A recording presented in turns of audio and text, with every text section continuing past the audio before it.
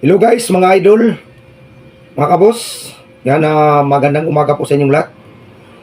Welcome po guys dito sa ating YouTube channel. At i-share ko sa inyo guys kung paano gumawa ng isang one balloon goat design. So, welcome po dito sa ating tutorial video about balloon twisting. So, samahan nyo ko mga idol dito sa aking gagawin. At ito ay napakasimple, napakadaling sundan na paggawa ng isang goat balloon design o isang goat figure na gamit po ang isang pirasong 260Q na long balloon. So ito po yung ating gagawin mga idol. Napakadali lang po nitong gawin. Napakasimple. Tulad lang po ito mga idol nung gumawa tayo ng isang balloon dog, one balloon dog. So sana mga idol ay inyo itong masundan at inyong magustuhan para tayo ay matuto sa iba't ibang klaseng figure design ng mga animal. So sa gusto pong matuto guys ay panoorin nyo lang po yung ating mga ginagawa ay para tayo ay masanay at practice lamang po para tayo ay mahasa sa ating ginagawang pag-aaral ng balloon twisting. So ito mga idol ay mga basic lang po. So alam ko kaya nyo ritong gawin. So let's start mga boss, mga idol. So ang ating gagamitin mga boss, mga idol ay isang metallic na green. So guys, mayroon po tayong isang pirasong 260Q na metallic green. So first guys is i-inflate po natin. Tapos dito guys sa dulo 5 to 7 fingers yung ating magiging iiwan. So itatali ko lang to.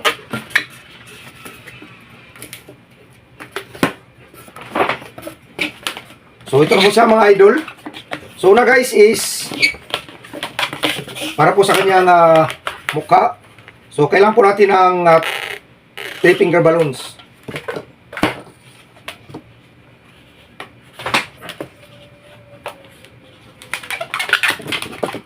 Ikot lang po. Tapos 1 and 1/2 finger. So 2 piraso mga idol.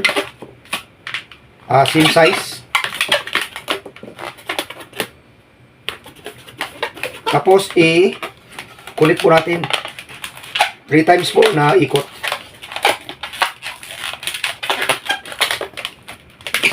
So yan po mga boss, mga idol. So next guys is gagawa tayo ng loop. So para sa kanyang magiging sungay. So 3 finger bubble. Tapos ikot po natin dito. Tapos gagawa po tayo ng isa. So same size naman po yung ating gagawin. 3 finger bubble.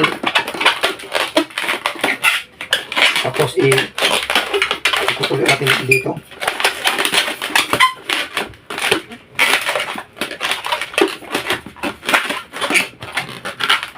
Tapos next mga idol is para po sa kanyang liig.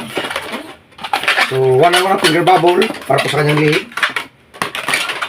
Tapos 3 finger bubble para po sa kanyang magiging paa. So pantay lang natin na magkasigla ko. Ikot. Tapos sunod is 3 finger bubble para na po sa kanyang katawan. Tapos 3 finger bubble para po sa kabilang paa. So napaka basic lang nito mga idol. Napakadaling gawin.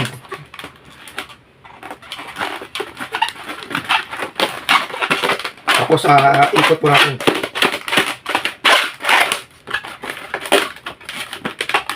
So ito mga idol, ito yung kanyang magiging buntot. So pwede po natin ito i-twist na lang natin ito. So next mga idol is ipipix po natin.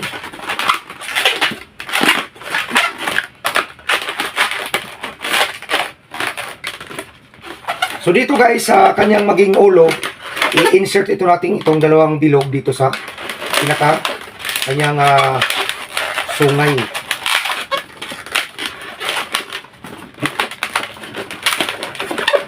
Insert lang po natin.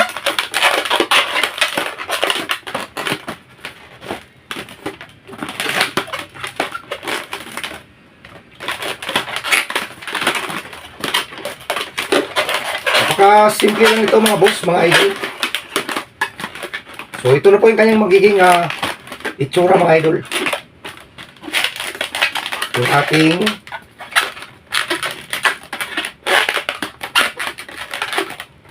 one goat balloon. So yan po siya mga idol. Yung ating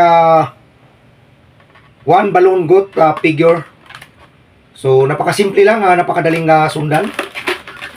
So ganun lang mga boss, mga idol, ang paggawa ng one goat balloon figure. So sana mga idol ay inyo itong nagustuhan. At kung gusto po natin matuto guys is kailangan po natin mag practice lamang po. Para tayo ay masanay po yung ating kamay sa pag-pihit. So ito na po siya mga boss, mga idol, yung ating ginawa na isang one balloon goat figure. So sana mga idol ay inyong nasundan yung ating estilo ng paggawa ng isang one balloon goat design.